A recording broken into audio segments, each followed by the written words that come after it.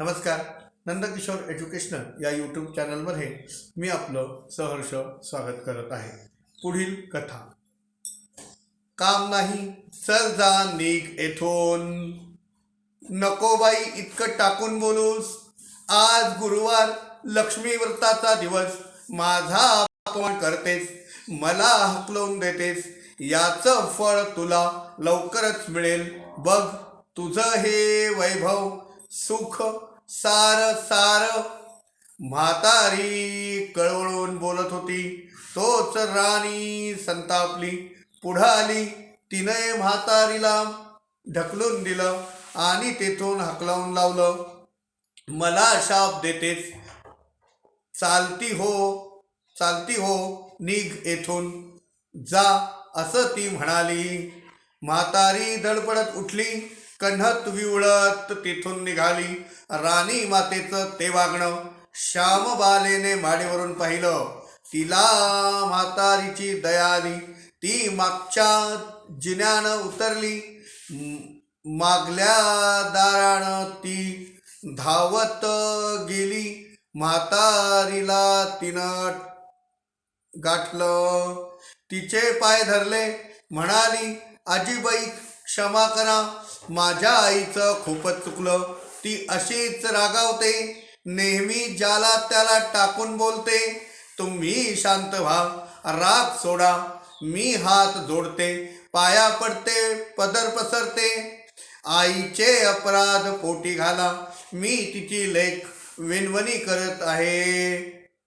उठ बाळे, तुझ्या आईनं पूर्वजन्मी लक्ष्मी व्रत केलं म्हणून तिला या जन्मी राजवैभव मिळालं. पण श्रीमंतीमुळे ती उतली मातली. घेतला वसा टाकून, ज्याला त्याला टाकून बोलू लागली. तिला लक्ष्मी व्रताची आठवण द्यायला मी गेले तर तिने असा माझा अपमान केला. याचं फळ तिला भोगावं लागेल. पण आता तू मला शांत केलंस.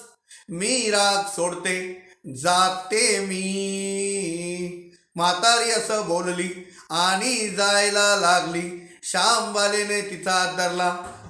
ती तिला नम्रपणे म्हणाली, आजीबाई थांबा, मला ते लक्ष्मी व्रत सांगा. ते मी नेमानं करेन. उठणार नाही, मातणार नाही, घेतला वसा टाकणार नाही.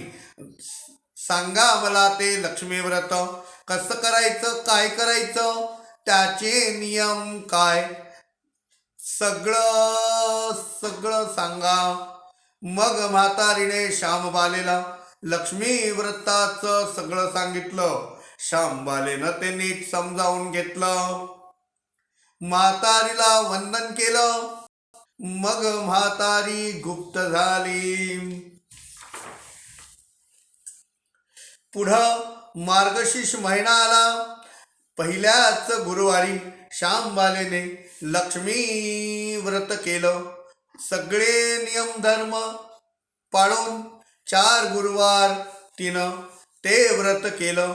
शेवटच्या गुरुवारी थाटानं उद्यापन केलं. सिद्धेश्वर राजाच्या मालधर राजपुत्राशी श्यामबालेचा विवाह झाला. तिला राजवैभव मिळालं. लक्ष्मी व्रताच्या प्रभावानं तिचा संसार सुखा समाधानाचा चालू लागला. तिकडे भद्रशवा राजा आणि श्रुतचंद्रिका राणी यांना हळूहळू दारिद्र्य आलं. लक्ष्मीचा कोप झाला. शत्रूने स्वारी केली. त्यांचं राज्य गेलं, वैभव गेलं. ती दोघं रानोमाळ भटकू लागली.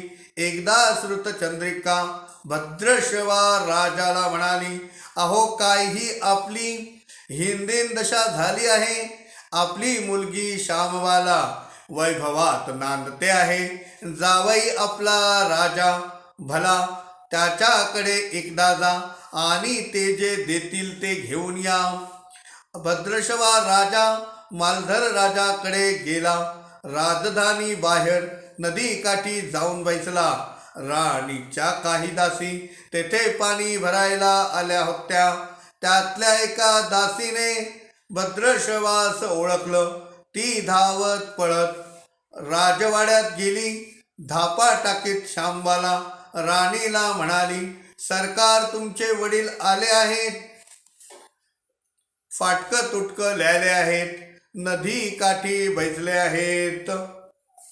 श्यामबालेनं दासीजवळ जरीचे कापड दिले. मोत्यांच्या माळा दिल्या. घोडा सजवून पाठवून दिला. भद्रशवा राजाला सन्मानानं वाजत गाजत आणलं. मालधर राजाने सासऱ्याचा सत्कार केला. भोजन झालं. काही दिवस चांगलाच पाहुणचार झाला. भद्रशवा राजा परत जायला निघाला. तेव्हा त्याला मालधर राजानं एक हंडा भरून सोनं दिलं. तो हंडा घेऊन भद्रशवा परत आपल्या आश्रमात आला. श्रुतचंद्रिका राणीला खूप आनंद झाला. बरं झालं बाई, लेकीनं फार उपकार केले. आता आपलं दैन्य हटणार, आपण सुखी होणार असं म्हणत तिनं हंडा उघडला आणि हात घालून पाहते तर काय, त्यात सारे कोळसेच होते. हाय रे नशिबा, आपल्या लेकीनं हे असं फसवलं काय. तिला राजपद राणीपद आलं. तिने आपल्या दुःखावर अशा दागण्या दिल्या काय. काय झालं हे उलट असं म्हणून ती रडू लागली. थोड्याच दिवसात श्रुतचंद्रिका राणी स्वतःच आपल्या लेकीकडे गेली. नदी काठी जाऊन बसली. तिथे पाणी भरायला दासी आल्या होत्या. त्यांना ती म्हणाली, अगं अगं दासींनो, तुम्ही दासी कुणाच्या? तुमच्या त्या राणीला सांगा, तुझी आई आली आहे. नदी फाटकं तुटकं ल्याली आहे. नदी काठी बसली आहे. दासींनी जाऊन श्यामबालेला सांगितलं. श्यामबालेने मेना पालखी पाठवली. वस्त्र अलंकार पाठवले. आईला सन्मानानं राजवाड्यात आणलं. नाहूमाखू घातलं. पितांबर पैठणी नेसवली. पाहुणचार केला. तो दिवस मार्गशीर्ष महिन्याचा पहिला गुरुवारचा होता. श्यामबालेने लक्ष्मीव्रत केलं. आईलाही ते करायला महिनाभर ठेवून घेतलं. 4 गुरुवार ते व्रत झालं. शेवटच्या गुरुवारी लक्ष्मी व्रताचं उद्यापन केलं. मोठा थाटमाट केला. श्रुतचंद्रिकेने लक्ष्मी देवीची प्रार्थना केली. दरसाल ते व्रत करण्याचा संकल्प केला. आनंदाने फलप्रसाद घेतला. मालधर राजाने सासऱ्याला रथ पाठविला. त्यांना आपल्या घरी आणले. पुढे सगळी तयारी केली. शत्रूवर स्वारी केली. सासऱ्याचं राज्य पुन्हा त्यांना मिळालं. लक्ष्मी व्रताच्या प्रभावाने सगळीकडे आनंदी आनंद झाला. पूर्वीचं वैभव पुन्हा मिळालं. श्रुतचंद्रिका राणी सुखा समाधानाने मोठ्या सन्मानाने पुन्हा राहू लागली. तिने लक्ष्मीचं व्रत अखंड चालू ठेवलं. लक्ष्मी देवी प्रसन्न झाली. राणीनं उत्मात केला नाही. घेतला वसा टाकला नाही. गोरगरिबांचं कल्याण केलं. दानधर्म करून पुण्य मिळवलं. श्यामबालेला तिकडे आनंद झाला. ती एकदा माहेरी आली. काही काळ राहिली. परत जाताना तिने तो कोळशाचा हंडा मिठानं भरून घेतला. घरी गेली. मालधर राजाने विचारले, माहेरहून काय आणलं? श्यामबाला म्हणाली, राज्याचं सार आणलं. माझ्या वडिलांचं राज्य समुद्राच्या काठी आहे. तिथलं सार हे मीठ आहे. हे फार उपयोगाचं आहे. मिठामुळे रोजचं जेवण रुचकर लागतं. मीठ ही फार बहुमूल वस्तू आहे. मालधर राजाला ते पटलं. तो म्हणाला, खरंच सौराष्ट्र देशातले तुझ्या माहेरचे मीठ धन आहे. तू मोठी चतुर आहेस. लक्ष्मी व्रताचा असा प्रभाव आहे. लक्ष्मी देवी अनेक नावांनी प्रसिद्ध आहे. सिंधुकन्या, महालक्ष्मी, श्रीलक्ष्मी, रमा, राधिका, रासेश्वरी, रुक्मिणी, पद्मा, चंद्रा, विरजा, मालती, कुंदंती, सुशिला, कमला, कदंबमाला, राजलक्ष्मी, प्रत्येकाच्या गृही नांदते, आपल्या सर्वांची सेवा करते ती गृहलक्ष्मी, अशी तिची अनेक नावे आहेत.